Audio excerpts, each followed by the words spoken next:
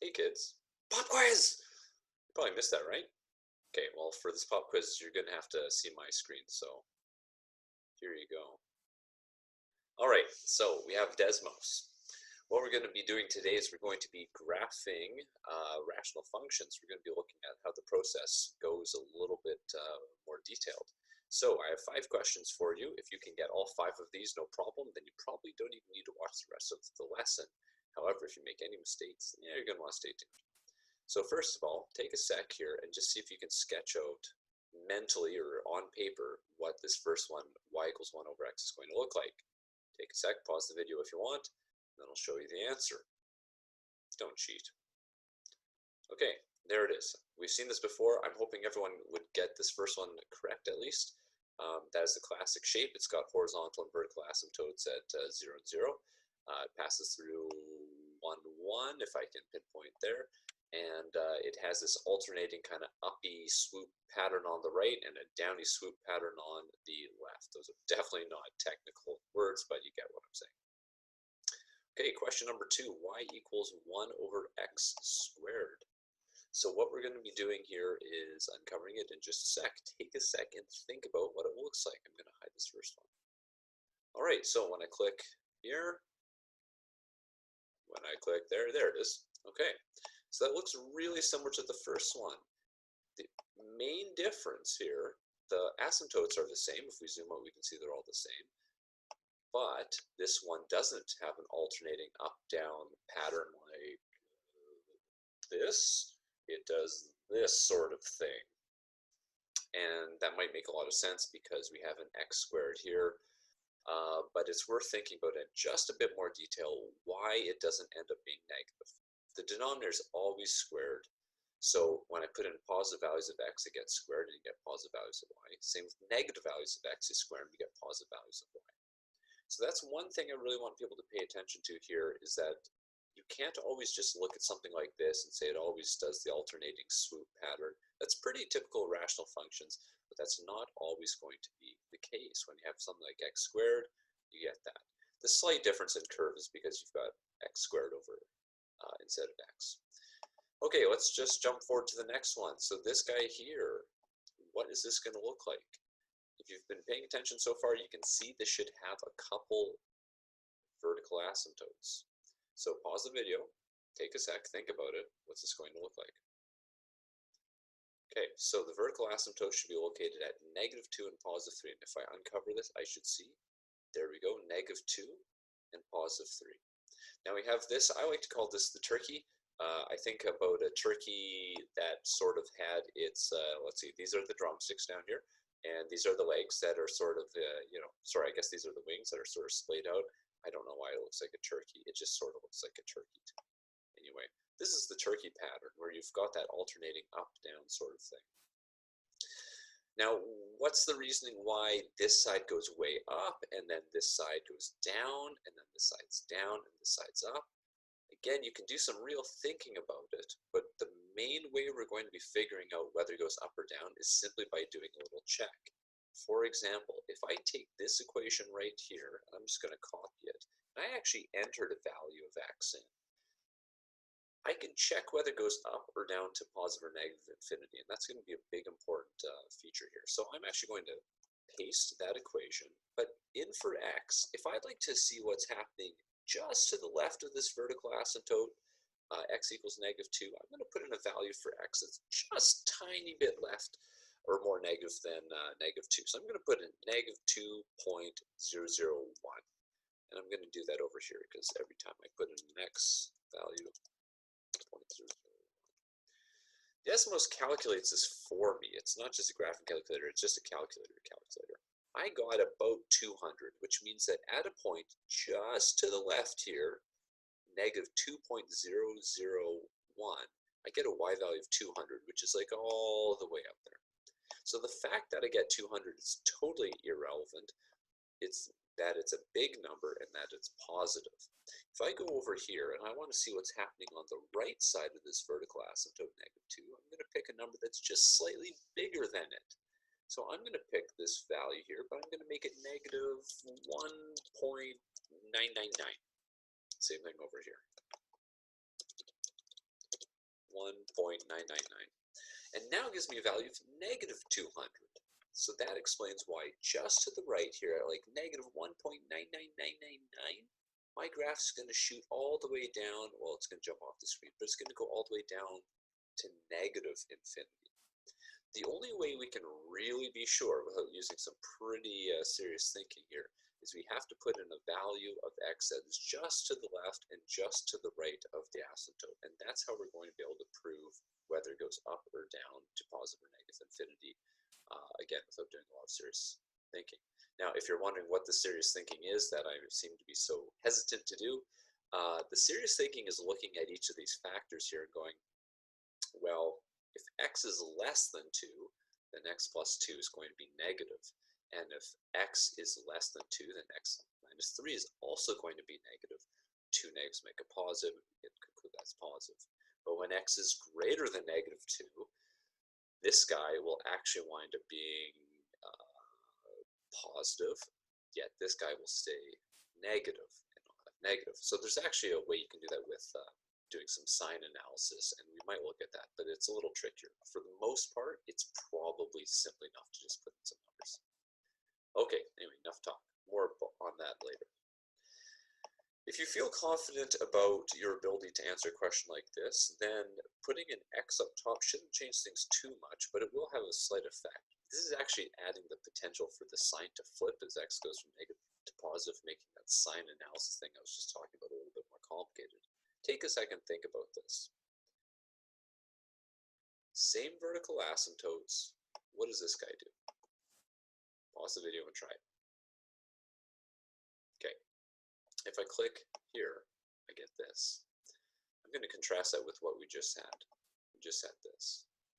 So in one scenario where we don't have x on top, we get the turkey. And on the other scenario, we get, I don't know, the never-ending wave, where you actually do get this alternating pattern. Why it does that? Again, we could look at specifically what's happening to the signs of the equation. As x is negative, it tends to be positive here and all that. But again, we mostly want to be entering in some values and just seeing what happens. Okay. Last one. This looks incredibly complicated, but as you probably know by now, if something looks really complicated in math, it can usually simplify down. Think about how this might simplify down. Give it a try. Okay, so if you factored this, you might actually notice there's some factoring that can happen here. When you factor it, it simplifies down a lot. And in fact, what you're going to see here, and I'll just show you the equation, or the graph, rather. You can see this complicated looking thing kind of looks like this. What we're going to be doing here is we're going to be looking at a whole bunch of different equations. Some of them will be fairly simple, like maybe 1 over x squared. A lot of them will be factored. We're going to be looking at how you can simplify down rational equations to get the graphs. Sometimes they're really complicated. Sometimes you just have to power through. But sometimes there's very elegant ways of doing it. The biggest thing I want to focus on here is where are the asymptotes and where are the holes. This one, by the way, we can see it has a vertical asymptote. It looks like x is negative 1, and that's because if you bothered to factor this, you would have been left with an x plus 1 term on the bottom. There's also one non-permissible value that you can't see on the graph here, but if you click at negative 4, you can see negative 4 is undefined. So Desmos, oddly enough, is fully aware there is a hole there, but it refuses to draw the hole until you actually click on it. Anyway, there you go. So we're going to look at that and more, so stay tuned. That's not like you have anything better to do, right? Okay, so 3.3, graphing rational functions. This is sort of like, here's a bunch of steps / guidelines, and then we're just going to get right to examples. So this looks like a lot of information I'm throwing at you, but this is just the thought process you should be having, and it's really not that complicated. So the first thing you're going to want to do when you're graphing a rational function is you're going to look at it, and you're going to try and find vertical asymptotes and holes. So what you do is you always find the non-permissible values first, and you have to do that very early on, because if you start simplifying, crossing things out, you're going to miss them. So first step, find the non-permissible values, because that's going to tell you where your vertical asymptotes and holes are. Okay, 2. This is a really important step. This isn't always going to work, but as best as you can, try and factor and cancel. Factoring and canceling will find holes, and it will possibly simplify the shape. If you can rewrite your shape like we did a couple lessons ago in this form, you can actually skip a lot of work. You don't have to look for asymptotes so hard. You know the general shape of the graph, so that's really handy. It's not always going to work, but you should try. Try and find the location of all the asymptotes and holes and draw them. So that means make sure you get the vertical asymptotes and the horizontal asymptotes. And remember that whole degree of numerator denominator kind of deal, leading coefficients, all that, you're still going to have to use that. Get the x and y intercepts as well. That's a good thing with any graph.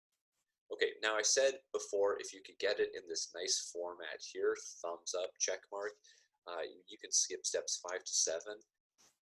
You might not want to always skip them, but in a lot of cases you're just not even going to be able to. So this is where it gets a little bit sneaky. So we want to determine the end behavior at horizontal asymptotes. We're going to deal with vertical in a sec too, but horizontal asymptotes here. The way we deal with horizontal asymptotes is we're going to substitute in very large and very small values into the function. So you're actually just going to take out your calculator, you're going to enter some values. I say usually entering 100 and negative 100 in for x. That's good enough. Just pick a big value. You could hit 1,000 or just keep mashing the 9 number key. It doesn't really matter, but put in a big value for x, because what we want to do is we want to see what does our graph do. Maybe it's squiggles, but eventually for a very large value of x, for large x, our graph's going to level out and it's going to approach some value. That's what makes it a horizontal asymptote. So what we're going to do is we're going to take that value, we're going to compare it with the value of what the value of the asymptote is. So let's just do a for example. We have lots of examples coming up, but I'm just going to do a quick one here. Let's say we have a horizontal asymptote at y equals 2. You have a graph, who knows what it does, it squiggles, squiggles, squiggles, but it eventually ends up kind of going like that. And here's my y asymptote. The question is, how do I know if I end up above or if my graph squiggles, squiggles, squiggles and ends up below it? And that's actually a fairly important difference, because most of the time rational functions, they don't squiggle too much. They're usually going to have like these big swoops. Either it's going to come in from the top or it's going to come in from the bottom. It's pretty uncommon for them to do a lot of squiggling.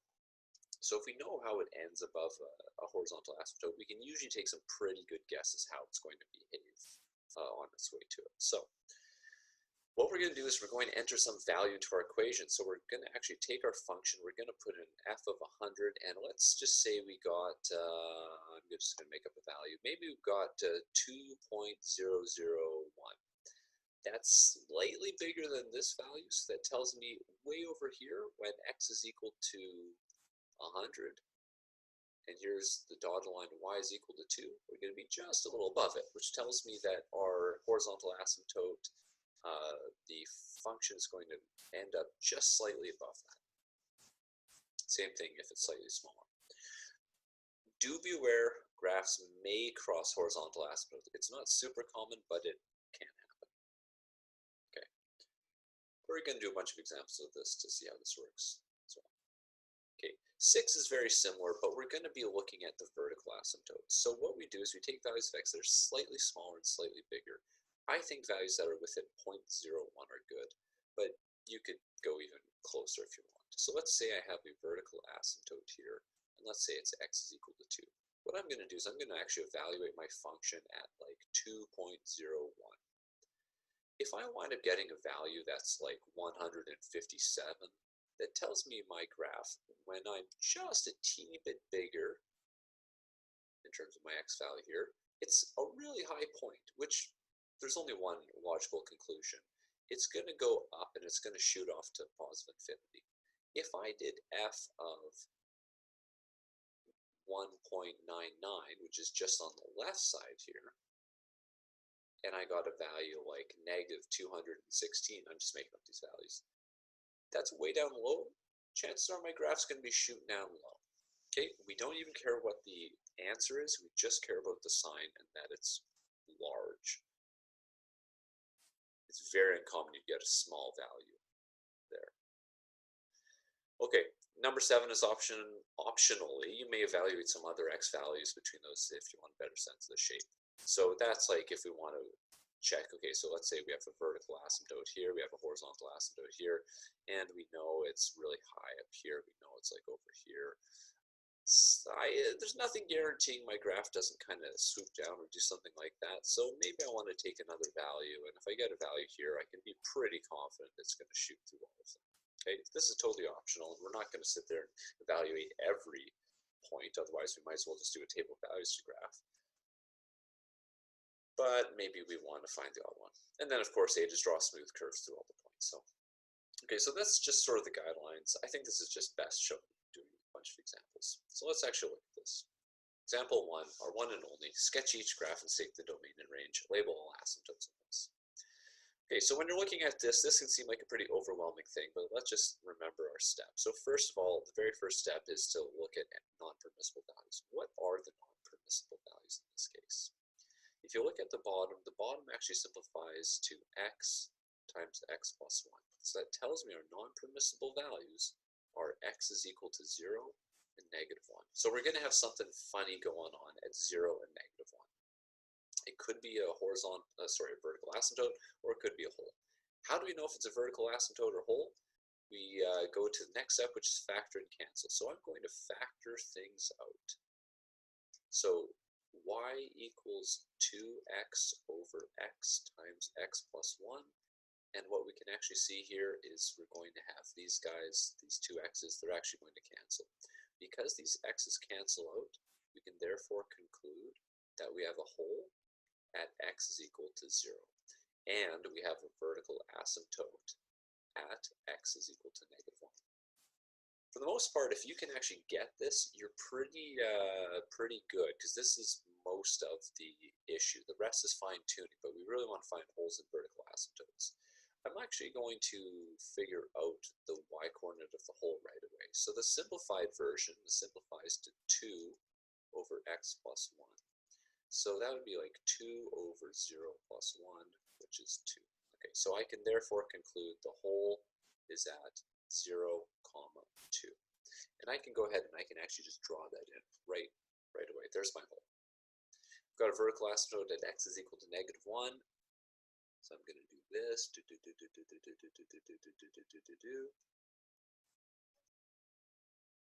Okay.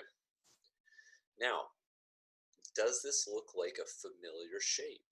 And it absolutely does. This is a modification of our parent function y equals 1 over x. So what this is here is this is actually this simple guy. There's a vertical expansion by 2, and we can see there is a horizontal shift, or I guess I've just always been saying it very casually as this goes left by 1. Okay, no one is really that obsessed with vertical expansions in this unit because it's hard to get the shapes perfect, but I definitely want to make sure that there's no reflections or anything. That's even worth acknowledging. There's no reflections because there's no negative signs. So if I actually know all that, I can now therefore conclude as well that I have a horizontal asymptote at y is equal to 0, because that's the standard deal with this parent function. There is no vertical shift, so I know it's at y is equal to 0. Okay, so what that tells me now is I can actually draw in my let's make sure we get that straight. I can draw in my horizontal asymptote along here, and I can find that my graph, I'll just go back to red to show, is going to have that similar kind of, this is roughly what it's going to look like. This thing, okay, don't make it look that bad. But this is what y equals 1 over x looks like. I'm accidentally getting some strokes here. And I just have to do something similar over here. Okay, so I know it crosses through the hole, so I'm just going to make sure it does that. I know it has no x or y intercepts other than that hole, so I'm going to make it do this. I do know there is one important point, which I'm going to plot right here.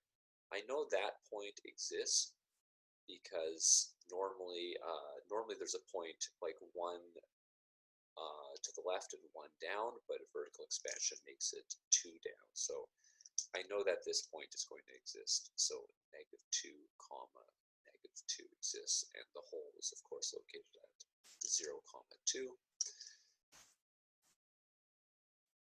And if you draw something like that, you're actually pretty good.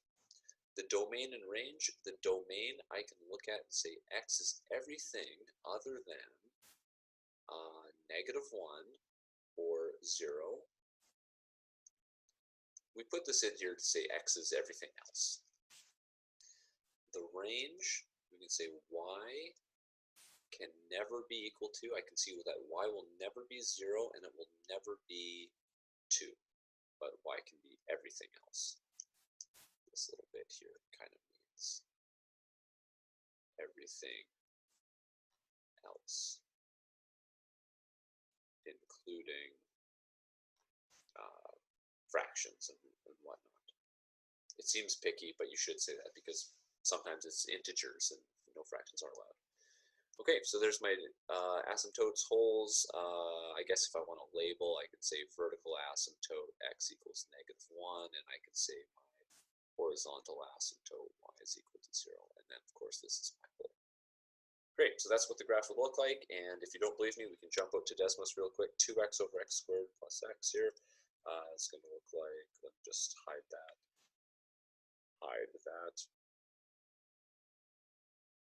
Y equals 2x divided by x squared plus x. Okay. By the way, in Desmos, if you're too lazy to type x squared, you can just type xx. So there we go. So we have something like that going to the point -2, -2. We have a hole there at 0, so it's 0 and undefined. I had it just for a sec there. There we go. Well, now you can see it there. You can pause the video real quick if you. There we go. Okay, and we have our general shape. So there we go. There we go. I'm pretty happy with that. Okay. B. So first thing you should do, look at this, find non-permissible values.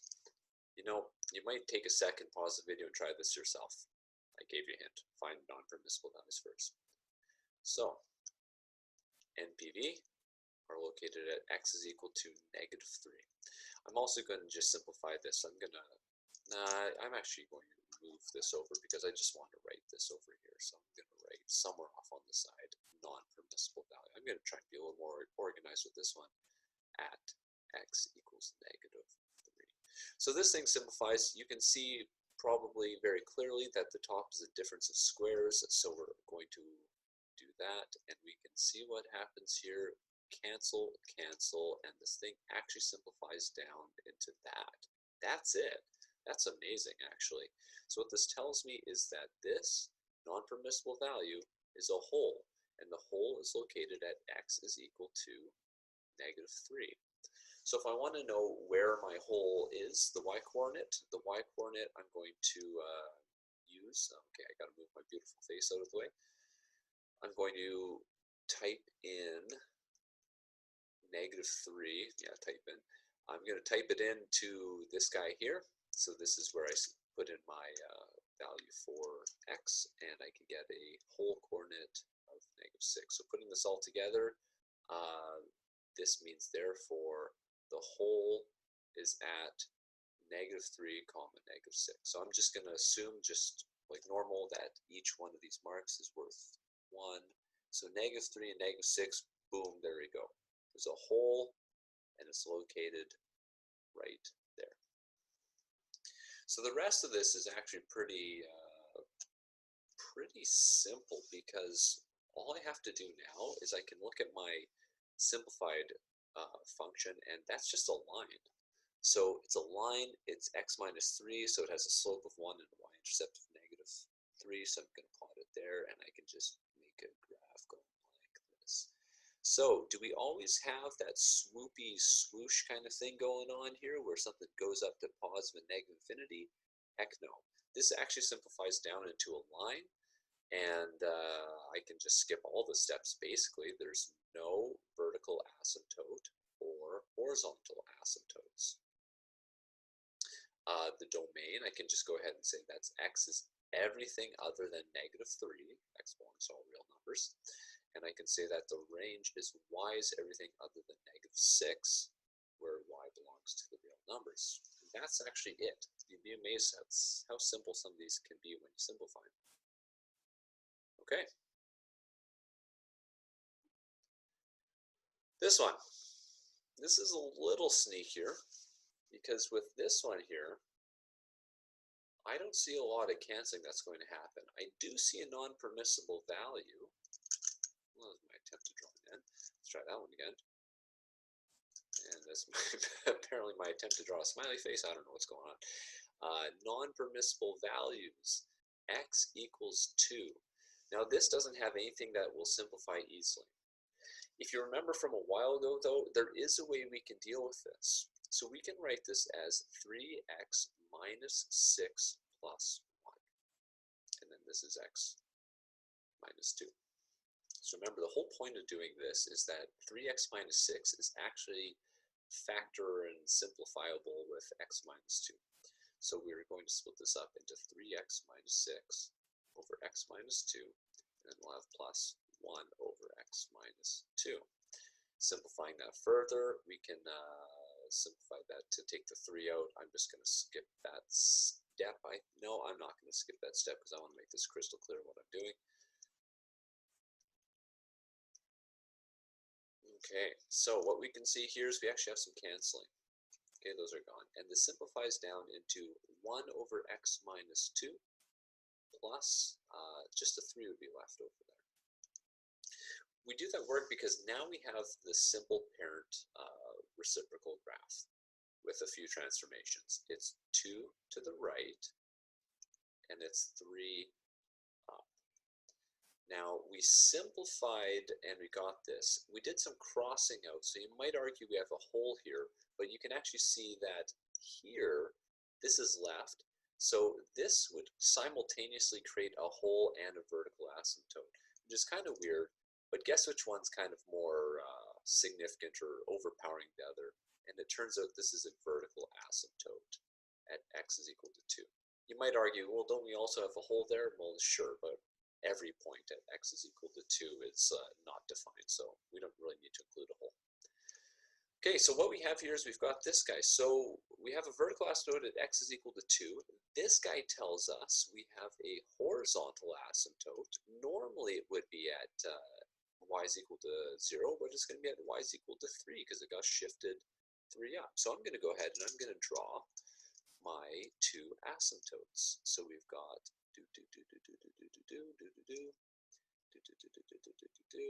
and then we've got this guy here. Okay, so we've got horizontal asymptote y is equal to 3, and we've got vertical asymptote x is equal to 2. It's our same characteristic shape. There's been no reflections or anything, so normally it goes like this.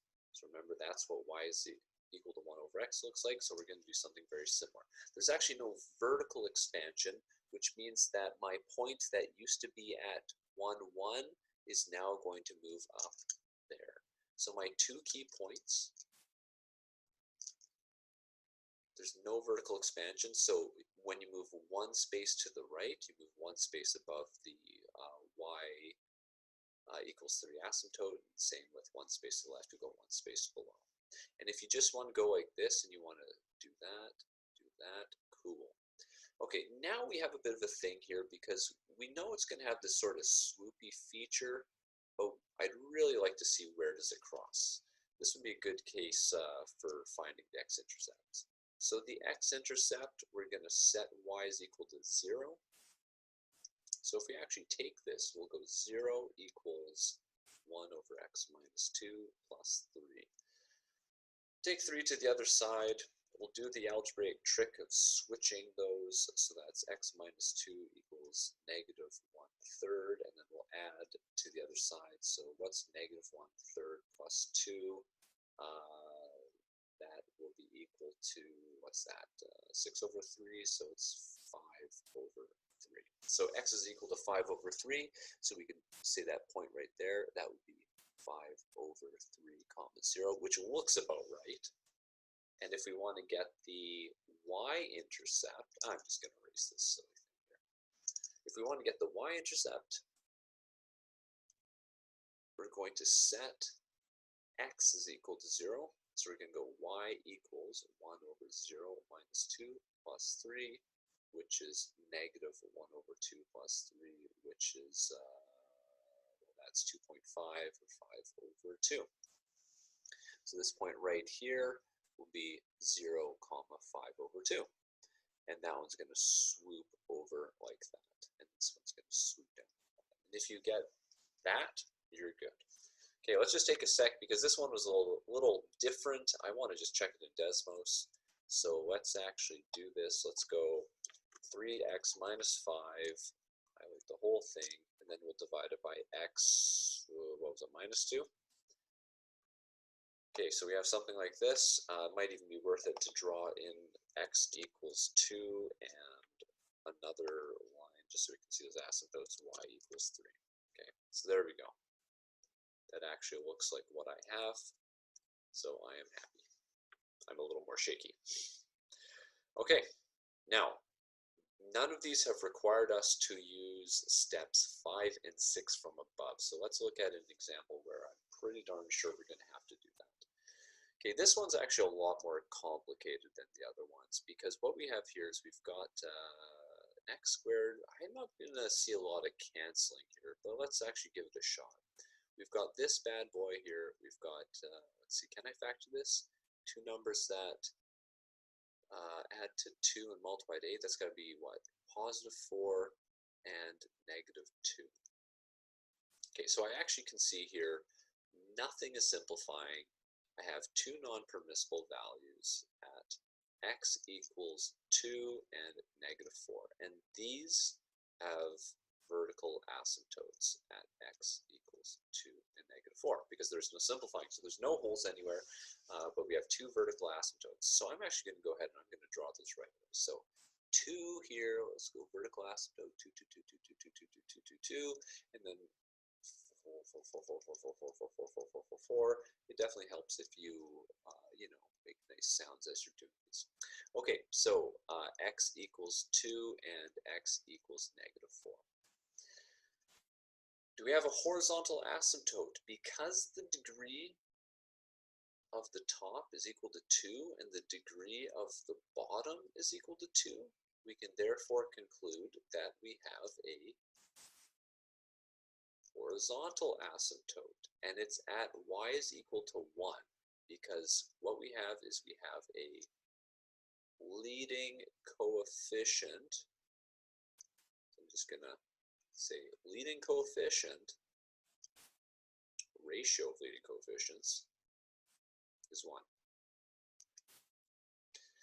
So we can say we have a horizontal asymptote at y is equal to 1, so pow, pow, pow, pow, pow, pow, pow, pow, pow, all the way across, y is equal to 1. Okay, so I know my asymptotes are there, I know I have no holes.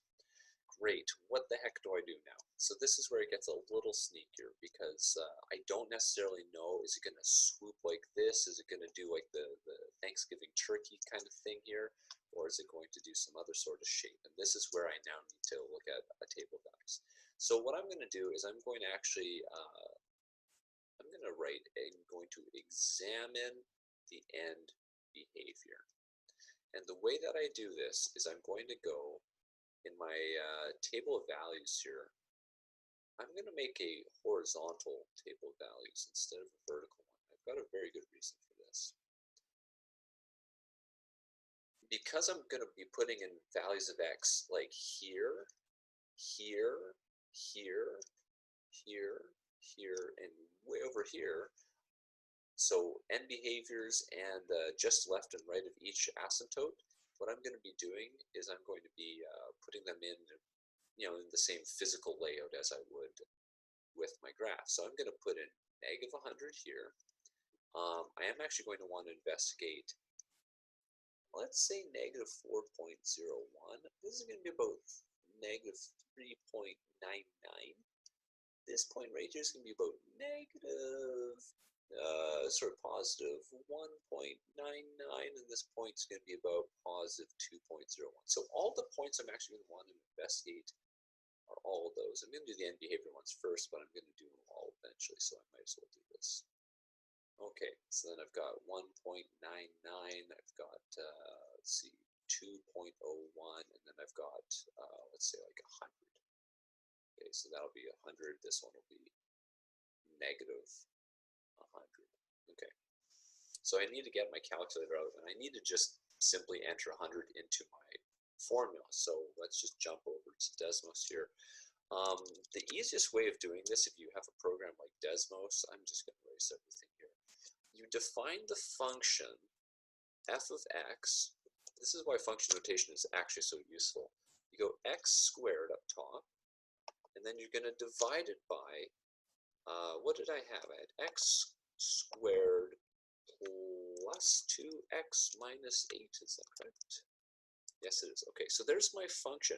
Now, instead of typing in like 100 squared, blah, blah, you type it in every time, you're simply going to write f of, and I know you're probably thinking, well, I'm even going to hide that. If I'm using Desmos, why don't I go ahead and just use Desmos? I'm just showing that the calculator can be useful here. The assumption is you don't have access to something like Desmos, and how would you do it without that? So pretend you didn't see that graph. So what we have here is when we type in f of negative 100, we get a value of 1.02. I don't even care what the rest of it is. This tells me that my y value is 1.02. So this is slightly above the horizontal asymptote. If the horizontal asymptote is y is equal to 1, then 1.02 is a little bit bigger than that. I'm going to go over here and I'm going to use my function, and I'm just going to type in x is equal to 100, so that will calculate it when x is 100, and I can see I get 0.98.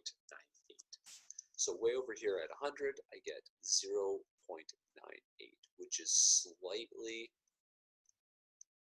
below the horizontal asymptote. So what my graph's going to look like, I can pretty well guarantee over here when x is very negative, my graph is going to be above the horizontal asymptote, and when x is very positive, it's going to be below the horizontal asymptote. Now I've just got to work out all the values in between. So we have this entered in here, and I'm going to type in negative 4.01. I get 267.5. Okay, so I don't even really care. I'm just going to round it to 268 or whatever it was. Okay, the point is it's a big number. Just double checking I didn't screw it up. The point is it's a big number and it's very positive. So when x is negative 4.01, it's just to the left, and it's a big number, so it's up here. So my graph's going to end up shooting off to positive infinity. I can go over and I can have a look at this. 3.99. This is negative 265, so I'll say negative 266.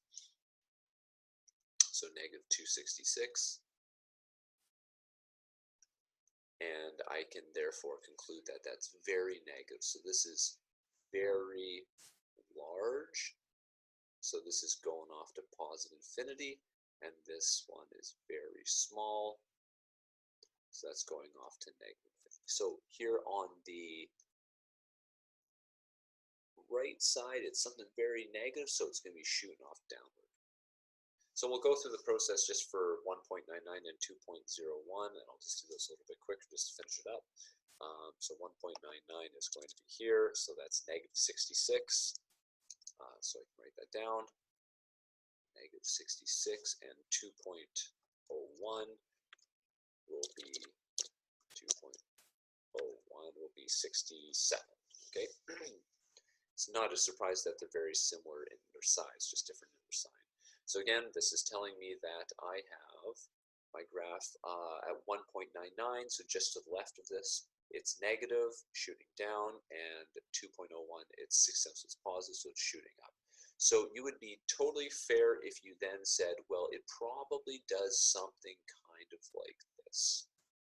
And then this connects up. Oh, this is interesting. I got to end up on the other side of that somehow.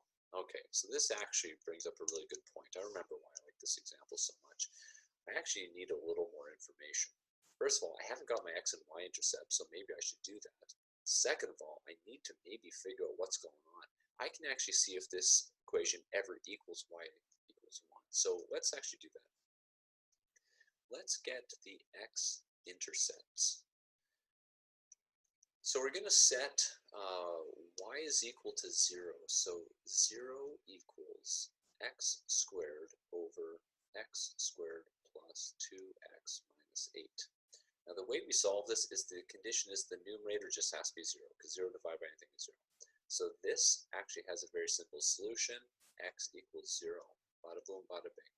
So the point x is equal to 0 will actually be the x-intercept. And if I put that into the equation, y is equal to 0. So that tells me that the point 0, 0 is right there. Okay, that was easy. So that actually gives me enough information to probably finish drawing this. And I'm guessing, and it only touches one place, it probably does something like that.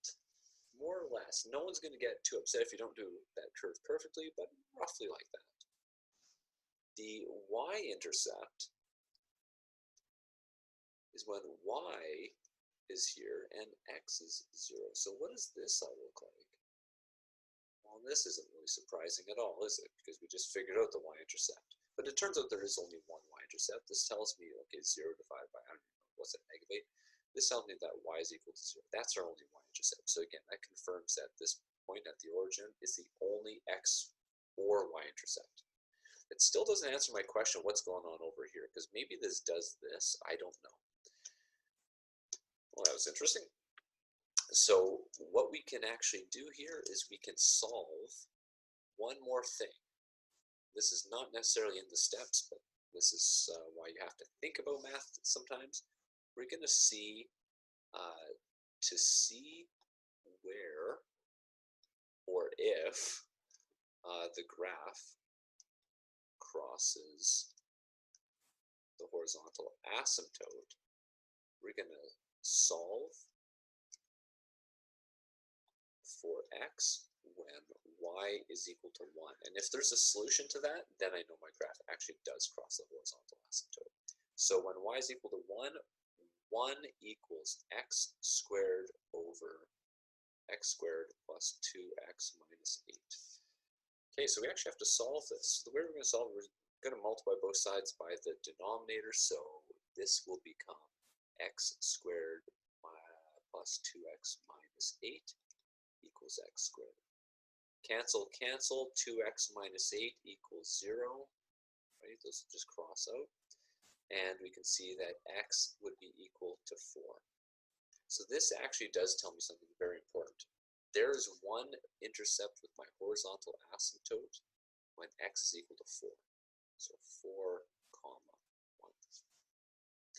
Now I know this graph starts high, it comes down, it's going to cross over. It will not cross over the x-axis because we solve for all the x-intercepts, and the only way we can solve this is by having x is equal to 0. So it's going to have to come back up, and it's going to level off and do something like that. Boy, sure would have been easier to type this in on Desmos, but the point is we're actually looking at all these features and all the things we can realistically figure out. This is a time-consuming process, and most of the rational functions that you draw will not be this complicated, but I thought it was worth it looking at this one time. So let's actually just go back. I actually didn't cheat because I did not look at the function that I typed in. I quickly turned it off, but let's have a look at it. So when you look here, let's actually just write a few things in. X is equal to 2 is one of the asymptotes. X is equal to -4 is another one. And I said y is equal to 1 is the next one. I'm just going to do a little cleaning up here. I want to see these asymptotes dotted and blackened so they look different than a graph. Okay, and if we zoom in here, what we can see is we actually have, there it is, at 4, 1, we have our graph. It started high, it went down, it crossed over, it dipped down, and it never actually came back. So that's kind of a neat result. We also proved by solving this guy here, we found there was only one answer, x is equal to 4, which proves that it never crossed the horizontal asymptote anywhere else. And we even got this point here, 0, 0 correct, and the rough shape of the curve correct. And if you can do all that, then you're golden. Again, I want to emphasize that this is a bit time consuming. If you're going to spend all this time using a calculator, yeah, maybe you're going to just use Desmos anyway. But what we definitely want to make sure that we're good with is knowing where those asymptotes are, finding any holes, and we want to be able to have a rough idea of how to draw the graph, okay? Anyway, that is it. There's no more examples. This is something that definitely takes a little bit of practice, especially going through the table of values. That's a little different. But anyway, I hope you enjoyed it, and we'll see you next time. Or you'll see me.